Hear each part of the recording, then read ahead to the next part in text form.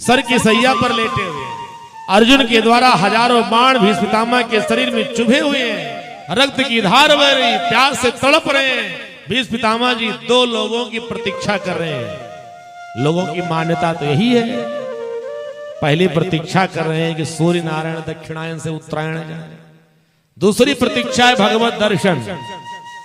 अच्छा सच बताऊं, मुझे तो लगता है कि भीष्म पितामह जी की प्रतीक्षा केवल भगवान के दर्शन की है, सूर्य उत्तरायण और दक्षिणायन की नहीं। क्यों? क्योंकि भगवान का दर्शन होगा और किसी व्यक्ति का प्राण छूट जाए, सामने भगवान विराजमान हो, तो चाहे सूर्य उत्तरायण हो चाहे दक्षिणायन हो, उसका जीवन का उद्धार होगा, भगवान का धाम प्राप्त होगा। शास्त्रों कथन है कि मुख से भगवान का नाम निकल जाए तो भगवान का धाम मिल जाता है। इसमें सूर्य उत्तरायण और दक्षिणायन की कोई गति नहीं है। लेकिन कुछ लोगों की कथन ये होता है कि हमारे आपके यहाँ की एक व्यवस्था, लोग चर्चा करते हैं आपस में, 6 महीने तक सूर्य उत्तरायण होते हैं, 6 महीने तक सूर्य दक्षिणायन होते हैं। सूर्य उत्तरायण में जिनकी मृत्यु होती है उनको भगवान का धाम, और सूर्य दक्षिणायन में जिनकी मृत्यु होती है उनको नरक जाना पड़ता है, ऐसी मान्यता है। परंतु न जाने कितने प्रमाण मेरे पास हैं।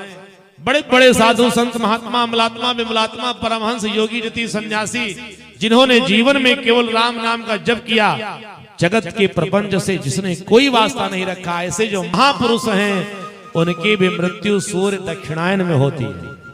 अब कोई महापुरुष की मृत्यु सूर्य दक्षिणायन में होगी तो जरा आप विचार करिए, क्या उसको नरक जाना पड़ेगा? और कितने ऐसे आताताई दुराचारी पापाचारी व्यभिचारी व्यक्ति इस धराधाम पर देखे गए हैं। आतंकवादियों को सूर्य उत्तरायण में मृत्यु प्राप्त होती है।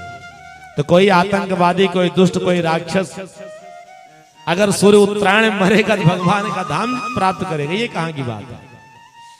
वास्तव में सूर्य उत्तरायण सूर्य दक्षिणायन का मतलब ये नहीं है। सूर्य उत्तरायण दक्षिणायन का मतलब हम सब समझ नहीं पाए। सूर्य उत्तरायण और दक्षिणायन का सीधा सा अर्थ है क्या? भगवान की भक्ति की 2 अवस्थाएं होती हैं। पहली अवस्था का नाम है उत्तरावस्था और दूसरी अवस्था का नाम है दक्षिणावस्था। उत्तरावस्था वो है जिसने जीवन में सत्कर्म किया, राम नाम का जप किया, तीर्थ यात्रा किया, भगवान का भजन किया, साधु संत महात्माओं की सेवा जो करता है, उसके जीवन में भगवान की भक्ति की उत्तरावस्था आ गई। और जिसने उत्तरावस्था को प्राप्त किया, सूर्य चाहे दक्षिणायन हो चाहे उत्तरायण हो, भगवान का धाम मिलेगा। और जिसने कभी भगवान की भक्ति नहीं किया, राम नाम का जप नहीं किया, संकीर्तन नहीं किया, दान पुण्य नहीं किया, सूर्य चाहे उत्तरायण हो चाहे दक्षिणायन हो, मरने के बाद नरक जाना पड़ेगा।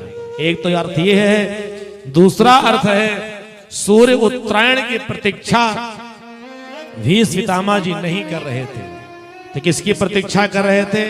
उत्तरायण रूपी भगवान श्री कृष्ण की प्रतीक्षा कर रहे थे। क्यों? क्योंकि भगवान श्री कृष्ण का नाम भी उत्तरायण है। बोली भक्तवत्सल भगवान की जय। कन्हैया का नाम ही उत्तरायण है।